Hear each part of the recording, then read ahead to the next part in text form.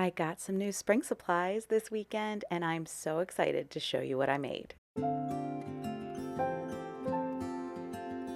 Every time I use up one of the jars in my kitchen, so if it was, let's say, a jelly jar or salsa, I've been saving those jars. Did save a couple so that I could use them in the projects today. This first one is a large pickle jar that I have removed all of the labels from, and I'm going to start by using some air dry clay and the new Sparrow's Nest mold by IOD to cast some different embellishments for the front of this jar. Once I have it cast, I use some Titebond Quick and Thick to adhere it, and I'm trying to cover up where the label was. I used some Goo Gone and some Simple Green, and I still had kind of a film over the jar where that label was. So I just decided that if I were able to cover it up and then stipple on a chalk paint afterwards, that would be the best way to mask where that label was. I also decided to cast some of those sparrows that are flying to have them fly around the nest on the jar.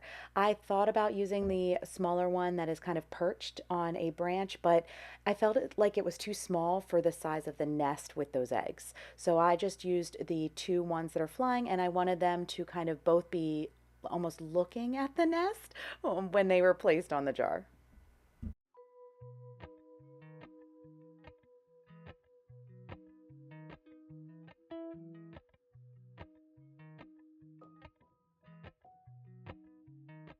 When you are gluing on your castings, you do want to be very gentle when you are pressing. So I am pressing the clay onto the jar, but I am not putting a lot of pressure on that clay, just enough so that the Titebond is sticking to both the casting as well as the jar.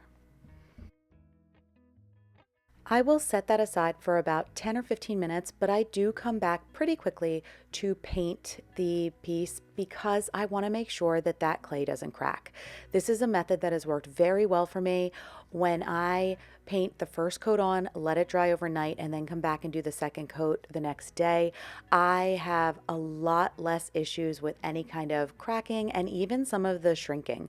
So that is something I would recommend if you are struggling with how to use your clay effectively on your projects. This is Savannah Mist, which is a Dixie Belle chalk paint. It is a beautiful light blue grayish color, and actually one that I got on sale several months ago, but I ended up pulling it out because my daughter chose this color for a desk that I'm redoing for her bedroom.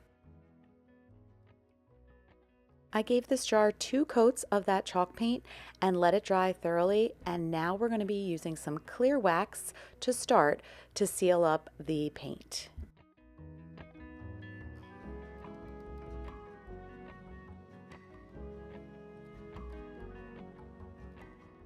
After I finish covering the entire jar with that clear wax, I go straight in with the dark wax to bring out those details. A couple things I want to mention is first, I do wipe back very minimally the clear wax, but I want to leave most of it on to make it easier for the dark wax to come back. Another thing, I have mentioned several times that I love using these makeup brushes. I got this idea from Kendra at Late Night Creations, and I still do love it. What I will say is these new IOD molds are so detailed and have such intricate little ridges that it is getting more complicated to use this type of makeup brush, even this one that is rather small. So I do and have started using some of the artist brushes for my wax, especially to get into those teeny tiny details, because that's really where I want the wax to stay when I wipe back the excess. One last quick step, I'm going to take some lace and pink velvet ribbon, and I'm going to take both of those and tie them around the rim of the jar to kind of mask and hide where those ridges are where the jar used to seal.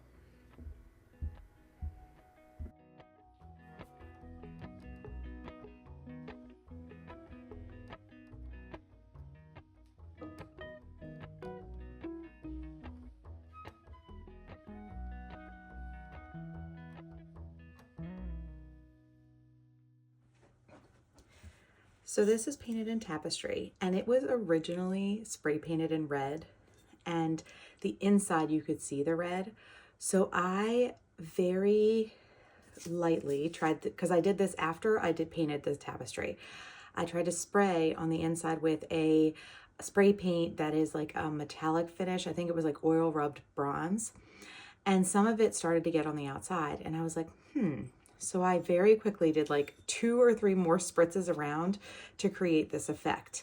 And I was like, this is perfect, because that way I don't have to worry about any other stamping, nothing else. And then this is what we're going to lay on the front. But I don't want all of the white. I'm just going to cut out the picture of this cow. We're going to have to find a name for her, because it's not Daisy. We'll have to figure something out. Anyway, I'm going to cut, before I cut, I'm going to paint the back of it in a white paint so that it pops when I get it onto this jar. So that's what we're going to do. I'm just going to grab any white paint you have is perfect. This is just to help the little embellishment to shine. It is not, it doesn't have to be anything expensive or special as far as paint goes. So we're going to let that dry, cut it out, and get it decoupaged onto our jar.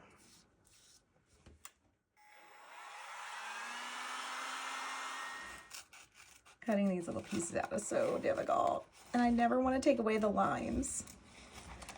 Like, I'm going to try to keep Connie's signature in here because I love it.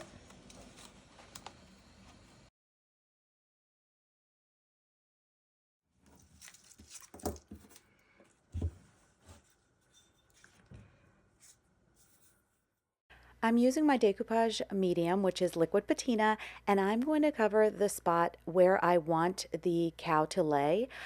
For this project, I do not feel the need to mist the paper, mainly because it is a very small piece and it doesn't really lend itself to needing that extra, I don't know, moldability, I guess is the best way I can explain it. After I lay it down onto the jar, I'm going to cover the entire decoupaged part, or that paper, with the liquid patina, and then I do go around and fill the rest of the jar in, covering it and sealing it in with the liquid patina. It doesn't necessarily need it because the tapestry is a fusion all-in-one paint. That's that tan that you see. Obviously the spray paint is permanent, but it does help the entire piece to look a little more finished, and it won't show those notable kind of lines or places where the liquid patina ends and the rest of the piece is. It's just a little bit more of a better finish. This is styled with some greenery now, but I do envision this being a great pencil holder. It's the perfect height.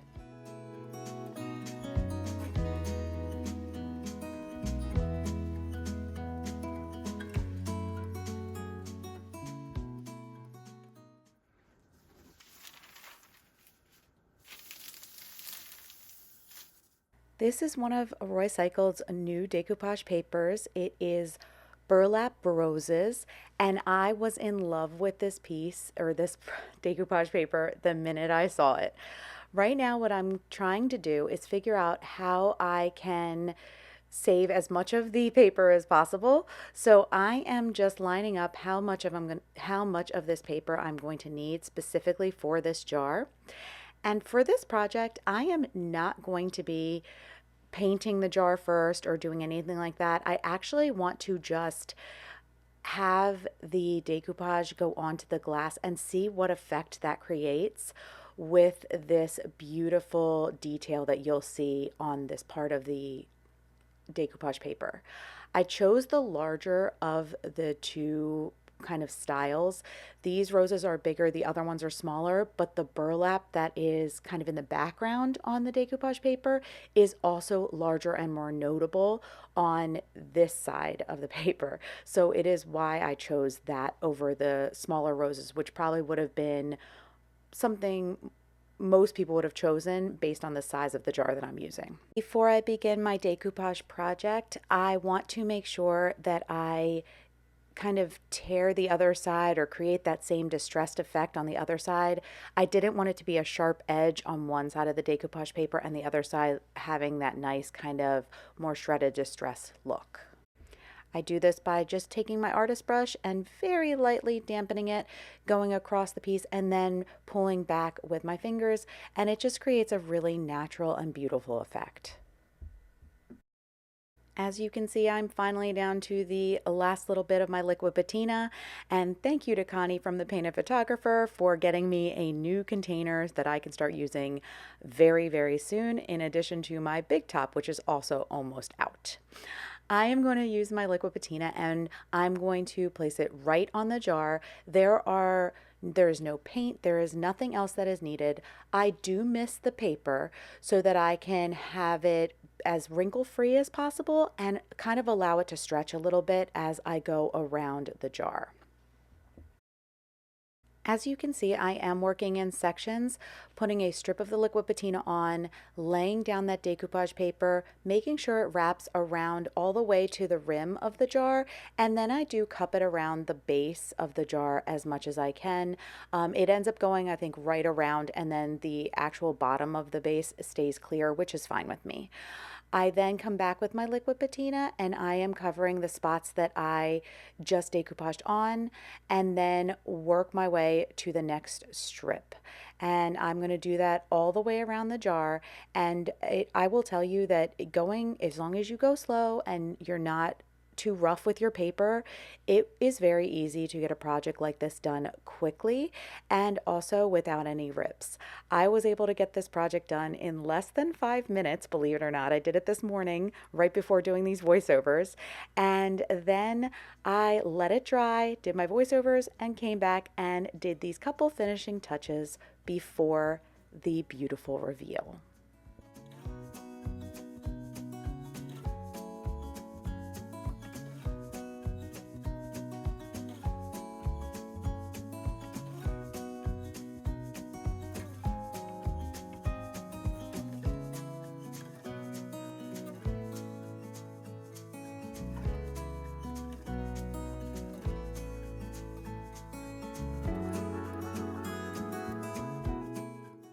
This is why I wanted a clear jar to have a little tea light candle inside. I hope you've enjoyed today's video. I'll be back again on Friday for a very special collaboration with Midwest Charm and Backyard Brushes. It is a color challenge. See you again soon.